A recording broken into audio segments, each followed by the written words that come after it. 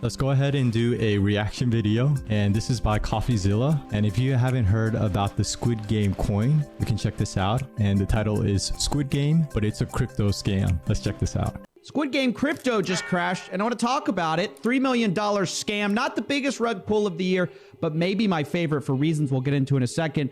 Bring down the board here, because it inspired some of the most memorable reactions that I've seen all year, frankly. This is one of the top crypto reactions I've seen. Let's watch live as this guy right here realizes that Squid Game has rugged and taken all the money. Let's watch. So the market cap is $2.168 trillion. Yeah. And now the market... Oh! Oh! It went to zero! Yeah! Yo! No. That's crazy. Realizing in real time the dangers of crypto, dude. $2.142 trillion to $0 real quick. It can really happen that fast. That's the life of a crypto trader for you right there, guys. The rug happening in real time. Now, to be fair, this guy... That's why we say, don't invest in shitcoins, because typically this happens. Now, you may be lucky. You may be lucky and get that one shitcoin that goes to the moon. But out of the 9,999 coins out there, there's like a 1% chance. But yeah, that's crazy. Took it in good sport. You know, he rolled with the punches here. And damn! There we go! Squid Games! Sayonara, motherfucker! Oh, good lord! Holy sh**! You seen it live, baby! You seen it live! A goddamn rug pool, baby! Shee! A live rugging? Yes, sir, ladies and gentlemen. At this point, people are just used to it. They go, you saw it live, folks!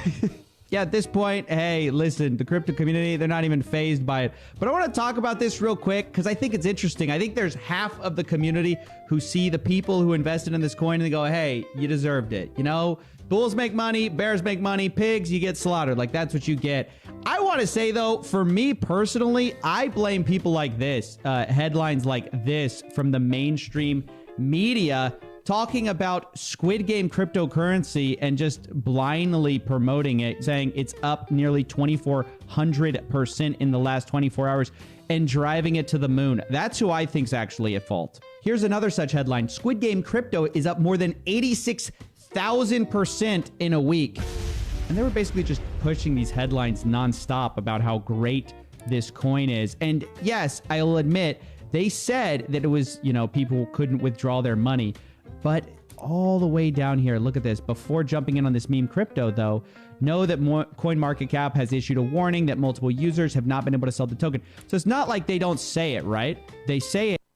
Dang, so even if you bought it, you can't sell it. That's kind of sketch. That's crazy. So what a lot of crypto scams do is they pay news articles and they can get that free promotion. So I'm guessing they did that as well.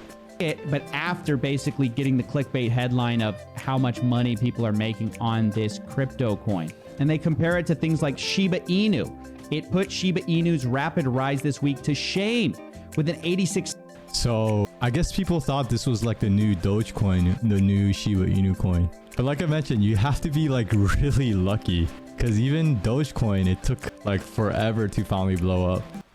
1,000%, you know, gain, but that doesn't matter because nobody was able to withdraw their funds. So while I think many people were like quick to rush and say, if you got in this coin, you deserve it, you know, blah, blah, blah. But at the same time, it's headlines like this that make me think we kind of push this to people. Even the BBC of all people also promoted this thing. Squid Game cryptocurrency soars 2,300% in the first few days. Now, I think they later changed this headline, Squid Game cryptocurrency rockets in first few days of trading, but it was a similar story. They first talk about how much it has exploded, and then underneath the lead, they say, oh, it hasn't let people resell their tokens. And to me, that's the problem with headlines like these. It's like it buries the fact that this is definitely a scam, and people who are just, you know, browsing the article, not reading the whole thing, who are just maybe So that's the secret. So a new Marvel movie came out, The Eternals. I watched it. Now, a lot of people said they didn't really like it, but I kind of liked it. It was fun. Yo, new coin, the Eternal coin. Let's go. Eternal coin to the moon. Rug pull? Just kidding. Maybe not looking too close are going to just kind of jump in, not think too critically about it, and lose a bunch of funds. At the same time, though, I don't want to just absolve people who knew this token was a scam. You can see a bunch of posts on r/cryptocurrency of people who knew that this was a scam. Like, this guy literally said he knew it was a scam, but he was intrigued and invested anyway. Okay, obviously, I have no sympathy for those people, but I do think it's weird that we promote cryptos based on how much they gain. Not mentioning the fact that most of them that gain like the most per day or whatever in the last 24 hours, a lot of those are scam coins. There's a reason that these pump and dump, baby. A lot of it is just like all hype and marketing, etc. And yes, if you do like some research, you find this stuff out. But a lot of people, a lot of the cryptocurrency investors that are coming in now aren't sophisticated. They aren't going to do that research. That's the problem. Cryptocurrency is going mainstream right now. And we're expecting everyone to do the same amount of research and, look in every coin, when the reality is we know that's not true. We know that most people aren't going to look too close into it. So I think it's up to not only... That is true, because most people, when they research crypto now, is watching like YouTube videos. That's why I kind of not promote any coins, because I don't want to be the person that makes people lose money. So that's why I gotta mention, watch out when YouTubers promote coins, because first of all, they're getting paid to promote the coin. And secondly, if it's not like Bitcoin, Ethereum, because obviously Bitcoin and Ethereum aren't going to pay YouTubers because they're already well established. But if a YouTuber promotes like a meme coin or like a coin you never heard of, more than likely it's a scam. Yeah, just don't trust YouTubers that promote coins like that, because it's really risky. Because just beware, every single day I get emails about promoting a coin. It's different now. It's now promoting NFTs, and I just ignore them because more than likely it's a scam. I'm not saying that all of them are, but majority of them are. Anyway. Not only the cryptocurrency community, but also the journalists covering it to tell people when something is such an obvious scam. I mean, the page now no longer works, of course, because they rugged, but even the actual white paper was an absolute embarrassment. There are basic grammatical errors even in the text. Like, look at this. Compared to the 38.5 million bonus for the last winner, we crypto Squid Game will not limit the maximum of the final bonus as well. Like, this reads like some kind of translated nonsense. We should have known in the media that, hey, this is a scam, don't invest. Instead, to get that headline, you got to get that, rocket ahead, soaring to the moon headline that gets the clicks. And it drives people into these kind of obvious scams. Ultimately, I think, people like BBC News obviously need to realize that if you're going to talk about cryptocurrency, you need to be able to know what's actually going on and not just kind of talk about how much, the coin is going up. Like, look at what the author writes here when talking about, people not being able to sell. They say it is unclear why this is happening, people not selling, but the company says it is using an innovative anti-dumping technology that limits people from selling their coins if there are not enough coins being bought in the market.